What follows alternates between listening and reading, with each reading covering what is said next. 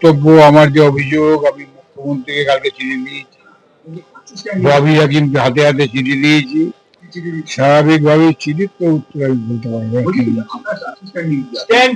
দেখি, আমার স্ট্যান্ড আমি ওয়েট করছি।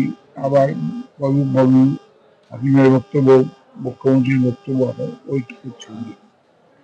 চিঠি দিয়েছি, চিঠির তো একটা উত্তর পাওয়ার আশা করি। আর কৃষিকাজ যদি করে ভালো, না করলে তো কিছু করেননি। আমি প্রাপ্তি স্বীকারটা চাচ্ছি। আমি চাই একজন চেয়ারম্যান হিসাবে দিয়েছি, প্রাপ্তি স্বীকার মুখ্যমন্ত্রী করেছে, পৌরমন্ত্রী করেছে, এবার রেজাল্টটা দিই। পয়সাটা বলছি, আমি ভদ্রভাবে বলছি, একটা রেজাল্ট।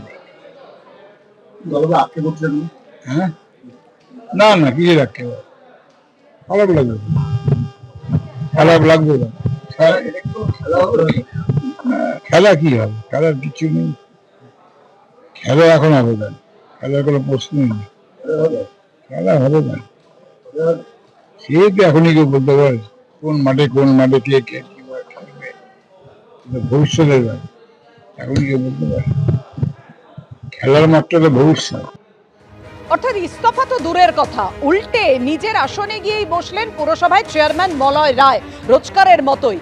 কিন্তু মুখ্যমন্ত্রীর যে নির্দেশ ছিল একাধিকবার, আপনারা জানেন দীর্ঘদিন ধরে পুরসভায়, পানিহাটি পুরসভায় দুর্নীতির অভিযোগ উঠেছে। আর সম্প্রতি মাঠ দখল বিতর্ক নিয়ে যখন সরগরম হয়, সেই সময় মুখ্যমন্ত্রী কড়া নির্দেশ দেন যে চেয়ারম্যানকে, পানিহাটি পুরসভার চেয়ারম্যানকে পদত্যাগ করতে হবে। গতকাল মলয় রায় চক্রান্তের অভিযোগ করেন, প্রভাবশালী তথ্য সামনে আনেন। গতকাল সকালে মুখ্যমন্ত্রীর নির্দেশের পর চেয়ারম্যানকে ফোন করেন ফিরহাদ হাকিম। দিনভর পর আঁকড়ে থেকে রাতে চেকলায় ফিরহাদ হাকিমের বাড়িতে গিয়ে ইস্তফার চিঠি দিলেন। আর আজ সকালে অবস্থান বদল। মুখ্যমন্ত্রীর অনুরোধটাই আমার কাছে এসছে, সেটা কি আমি চিন্তা করি। উনি চান পদত্যাগ করি, চক্রান্ত অবশ্যই। অমরাবতী খেলার মাঠ নিয়ে একটা বিতর্ক তৈরি হয়েছিল। মুখ্যমন্ত্রী মমতা ব্যানার্জির কানে পৌঁছানোর সঙ্গে সঙ্গে তিনি নিজে ব্যক্তিগত স্তরে কথাবার্তা বলে তিনি পুরো প্রক্রিয়াটা বন্ধ করে দিয়েছেন।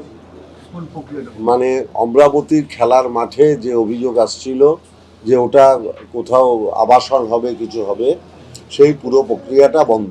ওই জমিটা রাজ্য সরকার অধিগ্রহণ করে নেয়। বিভ্রান্তমূলক ঘটনাকে কেন্দ্র করে যারা এই ঘটনা ঘটালো, তারা এইভাবে ঘটনা থাকলে মুখ্যমন্ত্রী মুশকিল হবে, আমাদের কিছু হবে। এরা তো অনেকে মুখ্যমন্ত্রীর কাছে মুখোশ পরে সুন্দরভাবে মানে এটাকে, রূপটাকে ভালো রেখেছে। চক্রান্ত অবশ্যই, অবশ্যই চক্রান্ত করছে, আমাদেরই লোকজন করছে, আমাদের লোকজনই করছে। কোনো একজন প্রভাবশালী নেতা আমাদের দলেরই, তিনি এটাকে মদত দিয়েছেন, তার মদতে এটা হলো। মুখ্যমন্ত্রীর চিঠি তো আমি কাউকে দেখাবো না, পৌরমন্ত্রীর চিঠিও কাউকে দেখাবো না।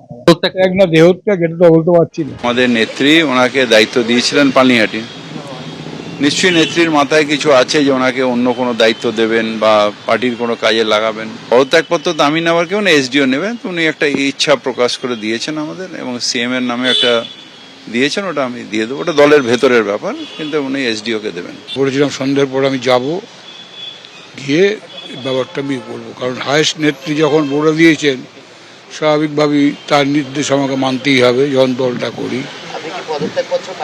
অবশ্যই দিয়ে দিলাম, আমি মন্ত্রীকে দিয়েছি, এসডিওকে কালকে দিয়ে দেবো।